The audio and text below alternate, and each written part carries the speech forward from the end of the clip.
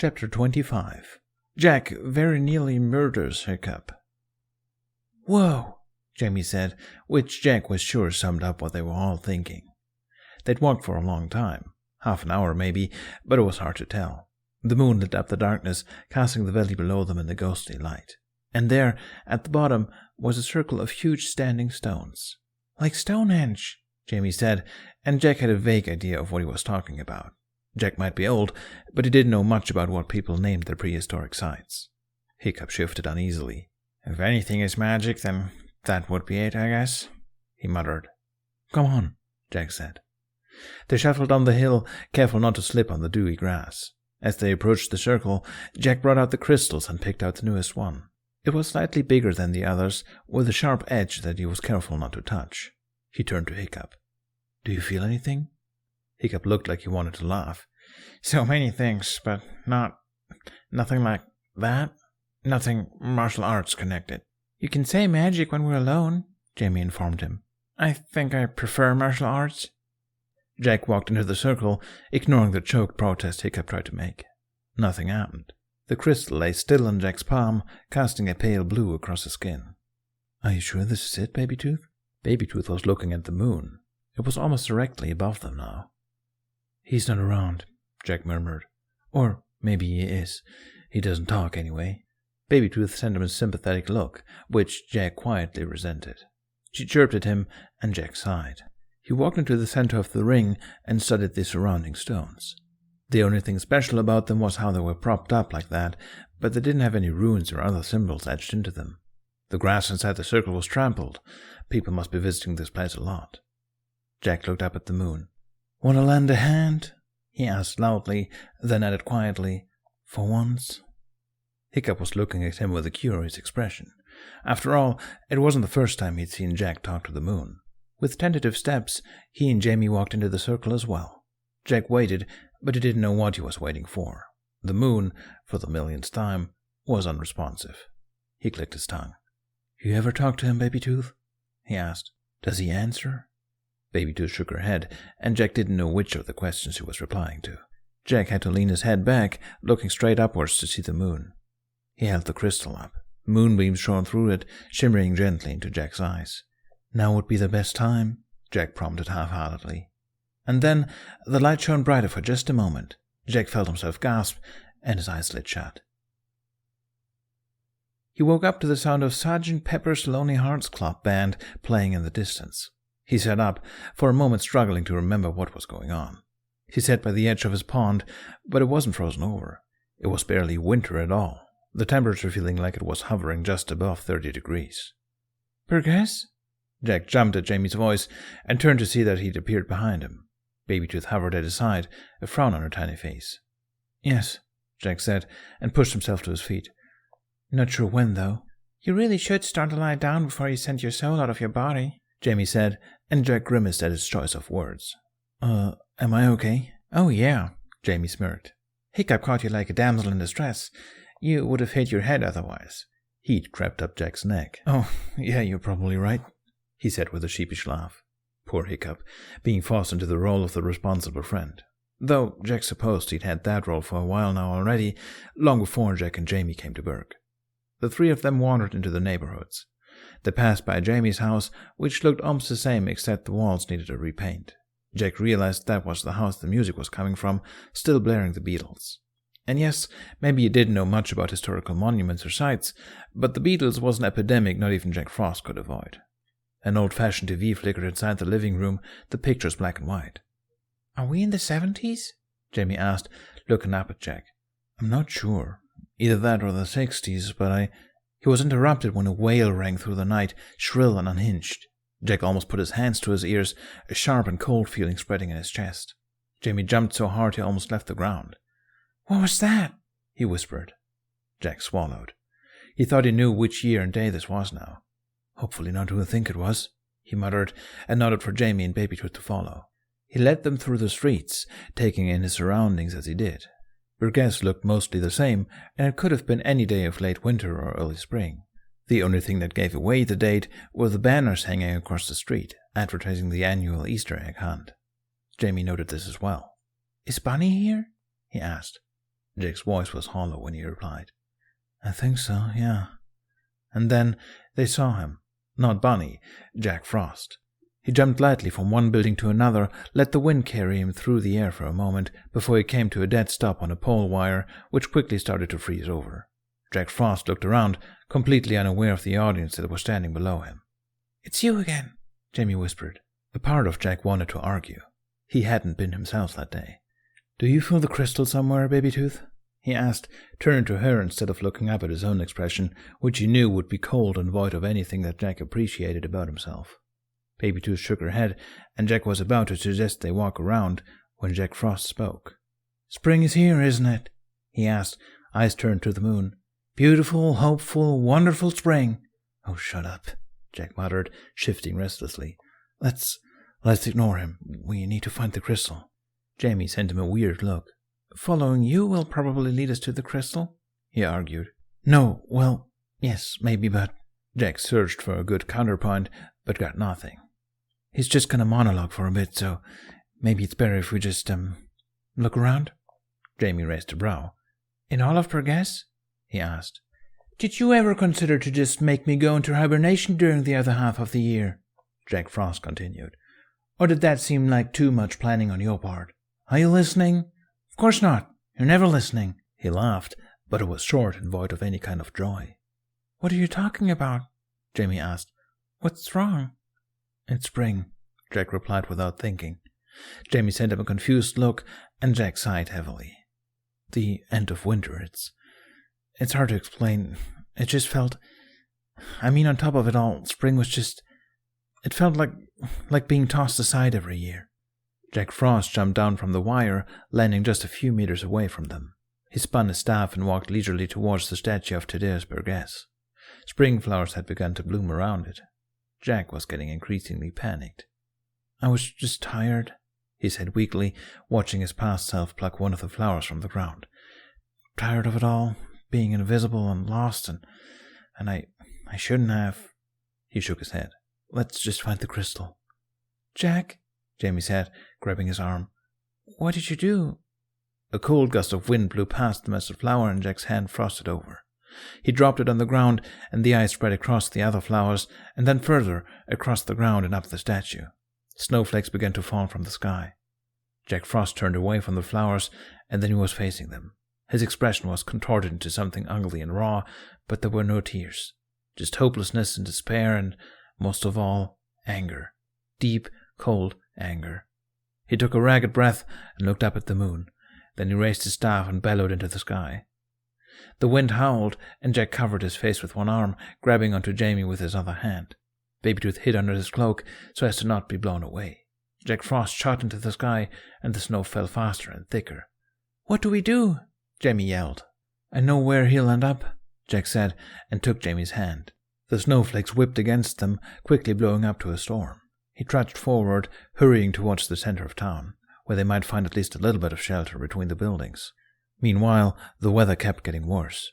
Jack was quickly starting to feel frozen to the bone, and with it came those indistinct images again, the ones from the night he'd found the crystal for the first time.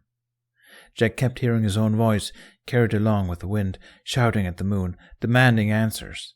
He didn't know if Jamie could discern any words, but Jack remembered this night very clearly, and he knew one other person who did as well. They'd made it to the town square, and Jack pulled them into an alleyway, much like the one Bunny would confront Jack in 4 decades later. There were a million things Jack would rather have to witness from his 300-years-long life as Jack Frost than how the grudge between him and Bunny began. Not that they'd ever gotten along in the first place, but on this day, Easter Sunday of 1968, Jack had come close to ruining any chance to make peace with him. It's here, Jack said, looking around the alleyway. It should be here. What? Jamie's voice broke a little, his tone fearful. He kept looking up at the sky like he couldn't believe his eyes. Why? Jack tried to make his own voice sound steady and not as desperate as he was beginning to feel. Because both times the crystal has taken us anywhere, excluding the first time when I spoke to the Guardians, the pieces have appeared in places that are significant. A reunion gift from a husband to a wife, and in the bed where my mom told me I'd be a big brother. It has to be connected. Jamie didn't look convinced. Even if that's true, what's so significant about an alleyway? Because Oh, gods. Jack rubbed his face, lowering his voice to a frantic mutter. Why this? Why now? This isn't happy. This. The ground was already covered in a thick layer of snow. The few people who'd been out had quickly run for shelter, and now Burgess was cold and empty. Jack wanted to tear his own face off. It didn't matter if it was his current person or his past self, or both, because why had he let his feelings get the best of him like this? How had he let Burgess, of all places, take the hit? Because Burgess was the one place he felt like he belonged, but now it was time for him to step back and let spring take its hold. And Burgess was just the center of it. Even Jack didn't know how big this blizzard had become in the end. He recalled the resentment, the desperation of it. He recalled the fury and the hopelessness. And speaking of hope, he did know that the storm would come to pass soon enough. He just didn't want to witness it again. And even more so, he didn't want Jamie to witness it. But then it happened. Jack Frost landed in the alleyway, stumbling as he hit the ground. He leaned against the wall like he was out of breath, his hand pressing against his chest. Jack felt himself mimicking the motion unthinkingly, the exhaustion he'd felt that day echoing clearly. Winter hadn't supposed to be in Burgess that day, and yet Jack Frost had brought it anyway. Because he was lonely. Because he'd had enough. What do you think you're playing at, Frost? Jack flinched at the same time as his past self, and everyone present turned around to face the owner of the voice. Bunny stood deeper in the alleyway, his face shrouded in shadow. His eyes were darting around in a mix of disbelief, anger, and something a little too closely related to despair. Jack wanted to close his eyes, but couldn't. Beside him, Jamie grabbed his arm, but didn't say anything. Jack Frost looked startled at first, his staff pointed defensively at Bunny. But when he saw who it was, he put on a carefree smile, looking extremely relaxed. Jack knew he wasn't. Bunny, Jack Frost said conversationally, as if they weren't standing in the middle of a whiteout. What brings you here? Don't you dare ask me that, Bunny growled, coming forward with threatening steps. He gestured at the sky. Stop this! Jack Frost raised a brow. Why? He drawled. I'm just doing my job, Bunny. What he told me to do. Isn't that what we're all doing? Bunny gave a dark, joyless laugh. You think you're funny, eh? Is this all a joke to you? He stopped in front of Jack Frost, towering over him with what was bordering on murderousness. This didn't seem to bother Jack Frost the least. He snorted. Yes, he said. Aren't snow days supposed to be fun? This is a storm. People could be in danger falling, you know. They're not, Jack Frost said, and for the first time there was an actual edge to his tone. I'd know if they were. It will be snow day. I know what I'm doing, so just... He waved at Bunny. Calm down, eat a carrot or whatever. Bunny grabbed his wrist, and Jack Frost's eyes went wide in surprise. Jack remembered this too, how he'd briefly forgotten he wasn't untouchable, in the literal and figurative way, especially not in the face of Bunny. And what about the kids, Jack? He spat. Did you think about them? Jack Frost stared back at him, his brows drawn together. What? Bunny let go of him and shook his head. You don't care, do you? I already knew that, but somehow I thought... He trailed off and his expression lost its ferocity, leaving only sadness behind. It's too late anyway, he muttered darkly. And then he just walked away. He didn't even look at Jack Frost as he passed him. The ground opened up in front of him, and he jumped into it. A flower bloomed in the midst of all the snow where he'd gone. Jack Frost stared at it, unmoving. Jamie let out a shaky breath, and Jack remembered only then that he was there. He'd forgotten altogether that he wasn't reliving this, only watching from the outside. And yet, he swore he could see everything from Jack Frost's point of view. It felt as if he'd still had to live 40 more years alone before the moon would choose him as a guardian. He shook his head. He realized what was happening now. Being in these visions for too long messed with their minds. If he'd been here alone, he might have forgotten himself altogether. Jack Frost looked up. The realization had finally dawned on his face. He kicked off the ground. Come on, Jack said. His voice sounded flat. Jamie was watching him, but he didn't have the guts to meet his eyes. They ran back the way they'd come. Jack knew where his past self was going, and he thought he had an idea of where they would find the crystal.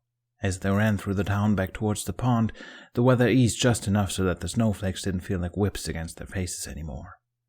Jamie remained quiet. He held onto Jack's hand as they ran. When they arrived, Jack saw the pond had frozen over.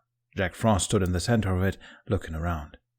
And then he saw it, hidden beneath the roots of an old oak, a flash of bright blue in the midst of all the white. He looked at it for a few seconds, his mouth hanging open. Then he leaped over to it and made to pick it up, but hesitated. "An Easter egg?" Jamie whispered, and Jack realized only then that the storm had eased enough for him to hear those soft-spoken words. Jack nodded. He started walking around the pond towards the oak. "Did you know?" Jamie asked behind him. "No," Jack said, watching Jack Frost pick up the Easter egg with shaking hands. "No, I didn't know." Another type of blue came into view when the egg was removed. Jack made to pick it up, not wanting to stay in this place any longer than he had to. He walked up to the roots, planning to snatch it up and get it over with. But as he stepped up to stand in front of his past self, he paused. Jack Frost was looking down at the Easter egg, on which fern patterns were beginning to spread. It wasn't on purpose, but they kept spreading until the whole thing was more white than blue. Jack Frost's lips were pressed together in a firm line, his eyes closed. Then he dropped the egg, and it rolled across the ice on the pond. He turned and let the last gust of wind carry him away. Jack watched him disappear into the sky. Jamie came up to Jack's side. His face was pale, but his expression was unreadable. He looked down at the crystal, and then up at Jack. "You were angry," he said. Jack fought off the urge to respond sarcastically. Yeah, he had been angry. Angry was an understatement. Instead, he nodded. "It was a mistake," he mumbled. His stomach twisted as he thought about Bunny's expression, and then his mind skipped to the next time they met. Even then, Jack had pretended like this incident hadn't mattered to him. It was easier that way. Bunny's resentment towards him when they'd been forced to work together wasn't unwarranted. When Jamie didn't say anything more, Jack averted his eyes. He glanced one last time up at the sky. As he picked up the crystal and the world started dissolving around them, he thought about how strange it had been to see himself as Jack Frost again, and more so how much of a stranger he suddenly seemed. That night, Hiccup woke up from her shallow sleep. Jack and Jamie were talking quietly together, sitting by the wall opposite of Hiccup and Toothless. Chatter from downstairs seeped through the trapdoor in the middle of the floor, so though Eden and Rune had said they kept open late, Hiccup guessed he hadn't been sleeping for too long. He kept his eyes closed as he lay there, trying to fall back asleep. It wasn't like he was trying to eavesdrop. Not that it would have made sense to eavesdrop anyway. Jack and Jamie were speaking in their native tongue. But as he lay there, he realized the two of them would sometimes slip into Norse, and they barely seemed aware of it themselves. The pieces Hiccup caught didn't tell him much, but they left him wondering. "He still thinks I meant to cause harm, I'm pretty sure," Jack said at one point. "That's stupid. Wait." And then it was back to the other language. It happened again later on. "It's something. It has to be. 2 memories 3 times in the same town," Jack said. "But who were the dancing couple?" "I don't know, but I can't remember all of my life. Maybe I was there. Somehow." "Well, what about Berk, then?" Jack groaned quietly. His voice was muffled, so Hiccup imagined he was running his hands down his face. "I don't know. But it has to be connected somehow. I think it has something to do with me. I was the one who touched the crystal, after all." There was silence then. When Jamie spoke again, his voice was small. "Are you going to tell him sometime?" Another pause. "It's too risky, isn't it? I mean," Jack's voice was small too, "it's safer to just let it be. For now, at least. We'll see." Something told Hiccup that whatever Jack was talking about, it was never going to happen. They started talking in the other language after that. Hiccup waited for them to slip into Norse again, his heart beating quickly. But when it didn't happen, he slowly drifted off to sleep again. He dreamed about Nokken. Of course he dreamed about Nokken. He was surprised if he dreamed about anything else. It wasn't the first time he dreamed about him, but this time it was with an extra bit of terror, as he had to save both Jack and Jamie as well as himself. They were running, and for some reason Toothless wasn't there, and then Hiccup's prosthetic started to malfunction at the most inconvenient time, and then Hiccup managed to wake himself up before it got to the worst part. He gasped a little, opening his eyes to complete darkness. Toothless was snoring beside him. The house downstairs was quiet. Hiccup pushed himself up, holding back a groan as he rubbed his face. He let out a long, shaky sigh, imagining the dream flowing out of him along with it. "Hiccup?" Hiccup stopped the sigh halfway out. He looked up even if the room was too dark to see anything. "Jack," he replied in a whisper. "Why are you awake?" Jack's voice was still coming from the other side of the room. He was talking so softly it was hard to hear him. "Why are you awake?" "I just woke up," Hiccup said. "Oh, nightmare?" "Please don't say I was whimpering in my sleep." Jack almost managed to hold back a laugh. "I won't," he replied, which told Hiccup that he absolutely had been whimpering in his sleep. There was a small pause. What was it about? Oh, recent events. Another pause. Right, makes sense. A longer pause. Have you slept at all? Hiccup asked.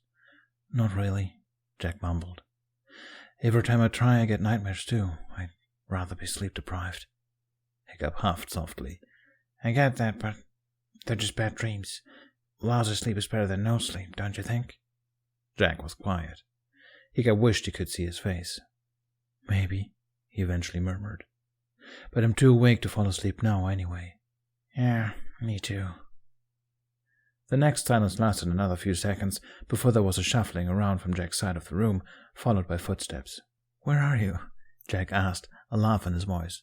And where's Toothless? I don't want to step on his tail. That sounds like the beginning of a disaster. Couldn't you have lit the lantern?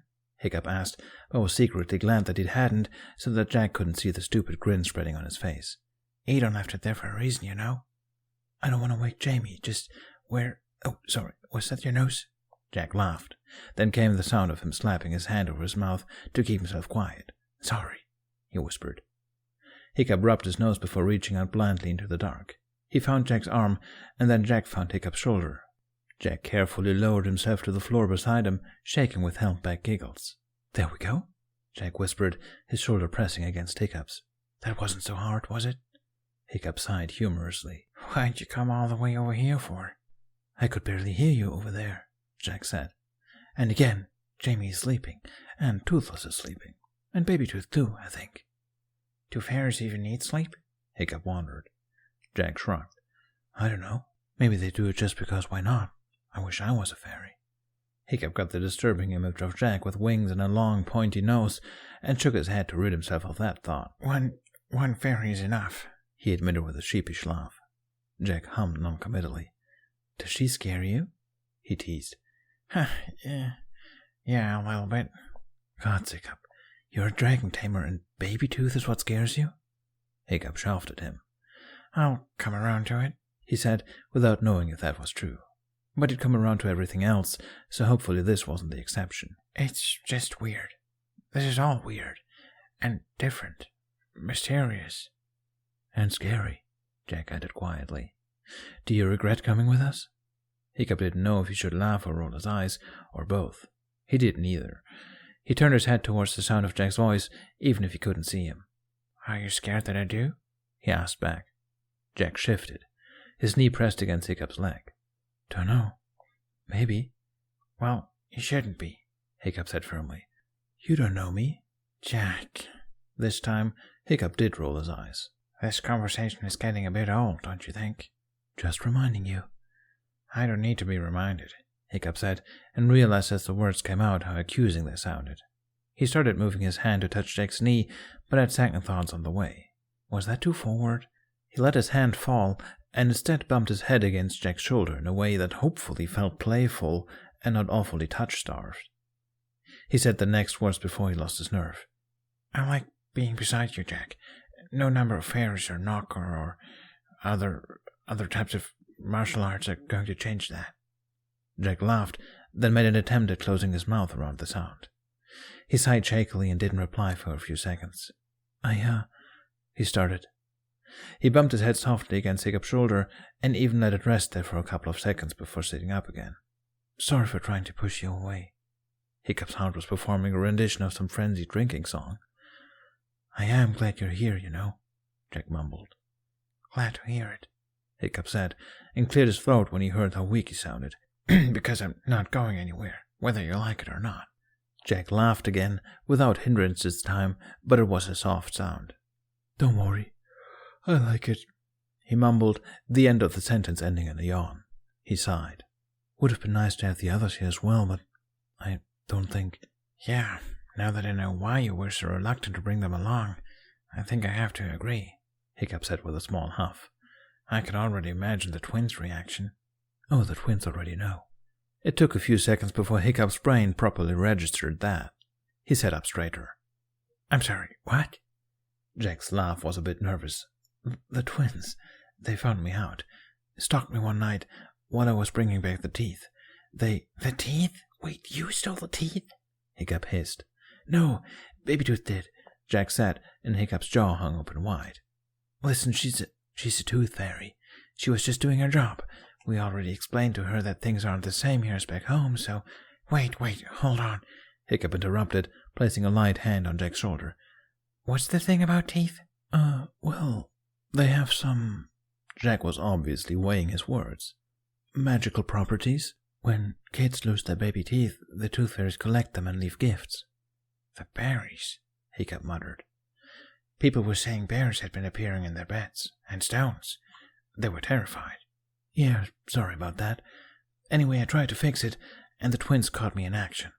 Jamie and I were already in enough trouble, so I decided if anyone were crazy enough to believe me, it would be the twins, wouldn't it? Jack's voice was growing more uncertain for every word.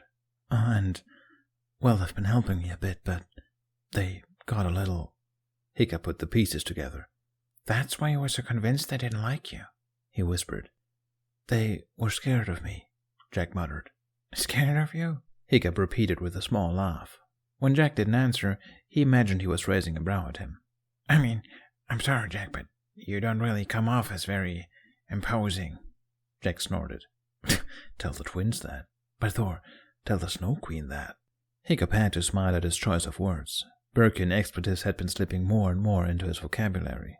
He knew for certain he hadn't been name-dropping the gods in the beginning, as he apparently hadn't even known about them. Which was crazy, of course, but definitely not the craziest part of Jack. So, the twins knew all along, Hiccup started slowly, trying his best not to sound like a pouting child. But you didn't think to tell me as well? Judging by Jack's silence, he'd failed. They had me cornered, Jack mumbled defensively. I wouldn't have told them otherwise. Hiccup nodded, then remembered Jack couldn't see him. Okay. He wasn't trying to sound disappointed. He didn't feel bad about it, but maybe he did feel a little bit bad about it. Something about the twins getting to see that secret side of Jack before he did just felt unfair, in a way that was ironically also completely unfair. It wasn't like he was more entitled to Jack's secrets than anyone else. Maybe Jack didn't feel as close to Hiccup as Hiccup had started to feel towards Jack. Maybe Jack had actually grown very close to the twins, and that's why he was so bummed out about this misunderstanding between them. They did have a few things in common after all, like mischief, and that was about it as far as Hiccup could tell, but who knew, really? The atmosphere felt tense now. Hiccup grimaced, rubbing his face as he tried to find a way to lighten the mood again. Really, it's fine, he started, at the same time as Jack said, I'd have told you earlier if I knew... They both stopped, then gave respective awkward chuckles. Don't worry about it, Hiccup said, honestly. Jack sighed. I'm trying, he mumbled. But I'll tell you this. I'm extremely grateful for the fact that I'm here with you, and not the twins. Hiccup's stomach twisted giddily. Again, he was glad that it was dark. He leaned back against the wall again, purposefully creating a soft thump and hoped that Jack would lean back on his shoulder. Was that a creepy thought? Hiccup grimaced, reminding himself that Jack didn't feel that way towards him. He wasn't even sure if he, Hiccup, felt that way towards Jack, though the evidence was compelling. Jack leaned against the wall as well, but didn't rest his head on Hiccup's shoulder again. For your own safety's sake, I'm grateful for that too, Hiccup said. He wanted to add that he was also happy to be here with him, but was suddenly afraid that that would be too much. Even if Jack had just said the same thing, but it was different somehow. This was reminding him more and more of when he'd been crushing on Astrid. He did not want to revert to the mind of his 15-year-old self. He'd been even more awkward back then. They sat in silence for a few moments. Hiccup wrung his hands. How's Jamie? Oh, he's... Jack hesitated. I don't know, he whispered warily. I wish he didn't have to go through all this. So much for trying to lighten the mood. Did you see something in the vision? Hiccup asked slowly, because he wasn't sure what exactly it was the three of them were doing when they passed out like that. He seemed a bit quiet on the way back. Jack made a noise that sounded awfully close to a whimper. Yeah, he mumbled. Just stuff. Bad stuff. Personal stuff. Oh. Hiccup fidgeted with his prosthetic. He didn't know what to say to that without knowing exactly what had happened, and he wasn't about to push Jack into talking about it. Personal stuff. Not to say that Hiccup wasn't dying to know what that meant. I'm sure he'll be all right, Jack. He's a strong kid. He elbowed him gently. Runs in the family. Jack didn't reply. Instead, after a long stretch of silence, he sighed. Hiccup, he started, his voice so quiet it was barely there. Jamie and I... Hiccup realized he was holding his breath. What was Jack going to say? That they'd gotten hurt in the vision somehow? Something about what personal stuff meant? That they were secretly also magical beings? Jack started again. Jamie isn't my brother. This was another one of those things that made Hiccup's brain feel like a swamp. He blinked once, twice. That's not what I thought you were going to say, he admitted, keeping his voice light despite his shock. He opened and closed his mouth a few times, trying to find an eloquent way to reply. He took a deep breath. What do you think I was going to say? Jack asked with a feeble laugh. You're joking, right? Hiccup asked, because that seemed like the only possible explanation. He'd sat up again, this time without noticing. I mean, that's not even... Why wouldn't you be brothers? Jack cleared his throat. Well, you see, my parents are not Jamie's parents. It's fairly straightforward. Jack. It was Hiccup's turn to laugh. For real, are you pulling my leg right now? That would have been pretty disrespectful, I think. Jack. Jack's hand thumped against the wall. No, he mumbled. I'm not pulling your leg. We're not brothers. I just wanted everyone to believe that because it just seemed safer. And to be fair, it wasn't my idea initially. It was yours. Hiccup desperately wanted to see Jack's face. No, you said he was your brother. Yes, but only after you referred to him as my brother, Jack said. While he was still unconscious, I was talking to you and Astrid. Hiccup closed his eyes as he tried to remember. He shook his head. But you look so alike, he protested. Jack huffed a laugh. We both have brown hair and brown eyes, he said. No, you do look alike, Hiccup insisted. I can't believe this. This time Jack laughed openly. There are stranger things, you know that. But...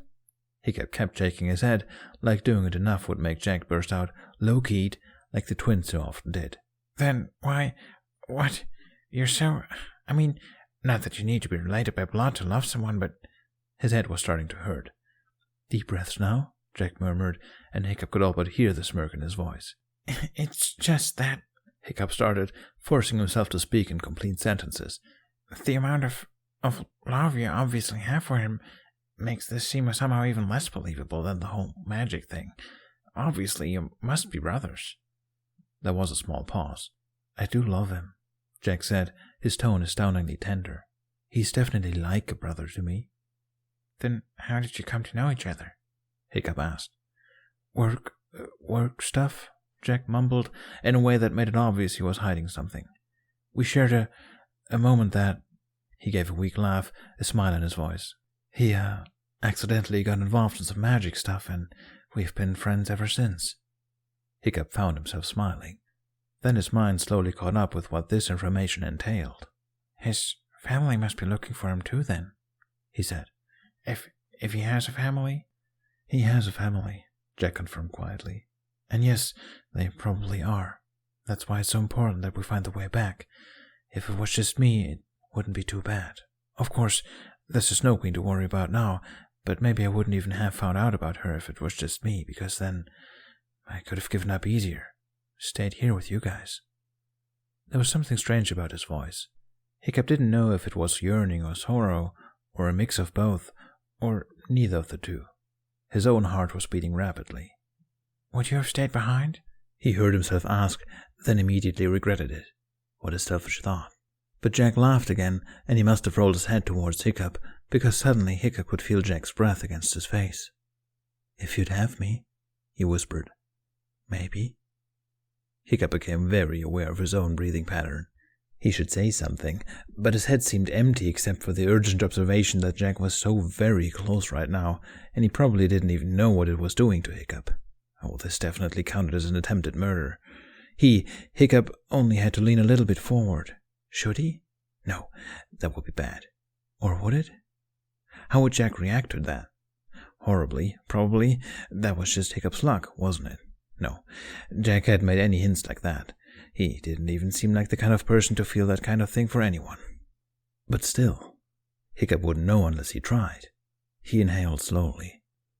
You'd have to get used to Berkey cooking then, he said with a shaky laugh. He turned his face forward. God, you're right. Didn't think about that, Jack laughed. If there had been a moment at all, he didn't show any signs that he'd noticed it. Either way, the moment had passed. Hiccup sat still, staring into the darkness. 1,000 dragons were spitting fire inside his head. He didn't try to stop the weary sigh building up in his chest. Getting tired? Jack asked. Yeah, I've no idea, Hiccup wanted to reply. Not really, he said instead, because he knew he wouldn't be able to sleep for at least another hour after that. You? Nah, maybe. I don't know. Was Jack's turn to sigh. I don't want to dream. What if I watch over you while you sleep? Hiccup suggested. Wake you up if you start tossing and turning. Will you sing me a lullaby too? He almost sounded serious. Hiccup shoved lightly at him. Nice try. You're not going to hear me sing. Jack laughed. One day, he promised. I will. Then he shifted. Hiccup heard him padding on the floor, then realized what he was doing when he fetched one of the blankets Edon had lent them. If you're just going to sit there, do you mind if I use your legs as a pillow? Hiccup almost felt like crying. Sure, he chuckled. He'd just lean against Toothless if he got tired, and even if that hadn't been a possibility, and he would have been forced to sit upright the entire night so as to not wake Jack, he'd still have said yes. Now, as Jack settled down and rested his head on Hiccup's thigh, all he had to do was fight the urge to play with his hair. Thor Almighty, when had he turned into such a sap? This was a disaster. Jack made a content sort of hum. Thanks. See you tomorrow, Hiccup, he mumbled in a yawn. This truly was a disaster. Yeah, see you, Jack. Jamie woke up the next day when the trapdoor, which he'd evidently rolled onto sometime in the night, tried to open. He jolted away, and the trapdoor opened to reveal Edon's freckly face. She saw Jamie, opened her mouth, but then spotted Jack and Hiccup. She closed her mouth again. Jamie followed her gaze. They were lying next to each other. This was not new. Jack looked like he was drooling a little on Hiccup's arm, though. I'll let them sleep, Edon whispered, and sent Jamie a kind smile. We're about to open. There's some breakfast downstairs if you want some. Jamie did feel a little bit hungry, come to think of it. He smiled gratefully at Edon. Thanks. She winked and disappeared back down the ladder, leaving the trapdoor open. Jamie looked back at Jack and Hiccup. Baby Tooth was lying on Toothless's head. All 4 of them were sleeping soundly, and Jamie was definitely not trying to wake either of them up. Hiccup and Jack would probably be embarrassed, as if it was still a secret that they liked to cuddle up like that. Which was a bit surprising, Jamie thought. But also, maybe not. It made sense that Jack would enjoy the physical contact now that he could. Hiccup was another story. But Jamie didn't know enough about that kind of stuff to make any guesses yet. He let that matter be for now and climbed down the ladder. He shuddered in the morning cold, bringing his new vest closer around himself. The floorboards creaked under his feet, sounding awfully loud in the otherwise quiet house. It felt different when it wasn't filled with the chatter and gruff guffawing of merchants and seafarers. It was odd. Jamie shuffled down the stairs. Edon and Rune sat on one of the benches in the main room, some bread and water on the table between them. Looking at Rune, Jamie couldn't help but think about Jack's comparison of him and Bunny, and then he couldn't help but think about what he'd seen in that vision. Was it strange that he hadn't been scared? Maybe it was because he knew he wasn't actually there, deep inside, even if he had forgotten it a few times. Because that side of Jack, it should have been terrifying. It was terrifying. He'd created a storm in a matter of minutes. If Bunny hadn't showed up, who knows how long it would have raged. But he hadn't been scared. He hadn't felt any fear, in the same way he hadn't felt fear when Jack had pointed a staff at him back in Burgess during hide-and-seek, before all of this began, because he knew Jack never resorted to violence unless he was forced to. He'd never intentionally hurt anyone if he could avoid it. Mostly, Jamie had just been surprised, and then probably a bit angry too. Maybe he'd join in with Jack and yell at the moon next time. The door suddenly burst open, slamming into the wall. Jamie jumped at the sound. "Oh, that again," Edon grumbled, getting to her feet. "The latches need fixing." "Oh, don't look so scared, child. It was just the wind." But it wasn't the wind that had made Jamie's heart leap up to his throat. He stared through the door at the village outside. It was covered in white.